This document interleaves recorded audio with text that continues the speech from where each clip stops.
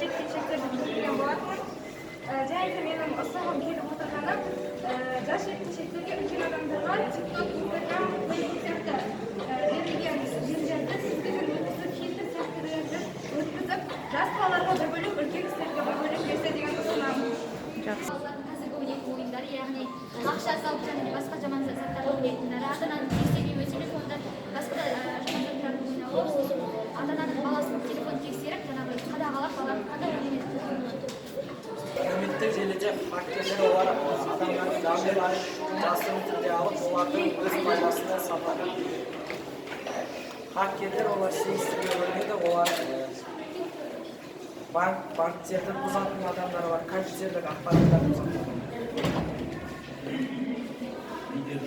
Дегеніміз олар компьютермен өзіміздің ақшамыздағы счеттарды